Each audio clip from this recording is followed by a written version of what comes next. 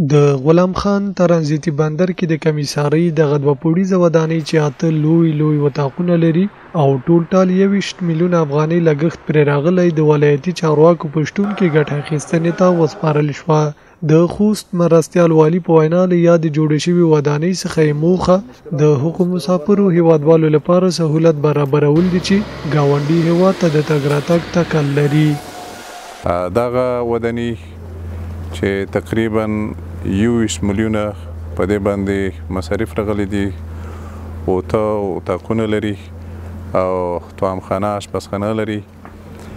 دا په دې پار جوړه شوې ده چې دلته زموږ هغه هیوادوال چې هغه په دغه بندر باندې ګاونډي هیواد ته اوړي را اوړي، دلته به بیماران وي، دلته به بوډاګان وي، دلته به محتاج خلک وي، شپه به راځي، باران به وي. دلته د دوی دپاره دلته د سرپناه ځای جوړ شولو تر څو په دې کې دوی انتظار وکړي. همدارنګه مرستیال والي زیاته کړه چې د اسلامي امارت مشرانو تل له خپلو ګاونډیو هیوادونو سره ښه چلند کړی او له دوی څخه هم د دې ته ورته کړنو هیلهمندي لري. هغه که په هر طرف کې دا زموږ تقریبا 4 طرفه ګاونډیان چې هغې سره د ښه سلوک د ښه چلند همیشه امارت اسلامي ژمن ده. بیا غوښتنه کوو د خپلو ګاونډیو نه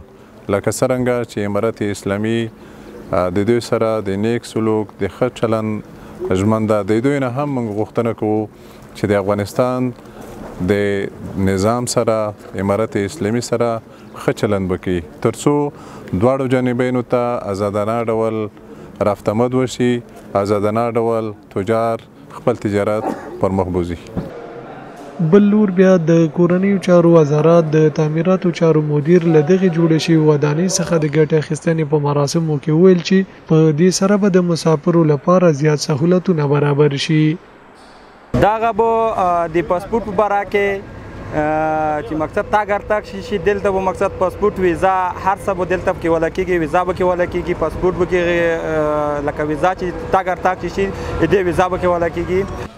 یاد دی وی چې د ولایتي مسؤلینو په وینا په غلام خان بندر کې د کمیسارۍ د دغې نوې جوړې شوې ودانۍ مالي لګښت د کورنیو چارو وزارت د تعمیراتي چارو لوی ریاست له لوري ورغړي او د هیواد په ټولو بندرونو کې به د مسافرو هیوادوالو لپاره دې ته ورته د ارامتیا او سرپناه لپاره سهولتونه برابر کړي.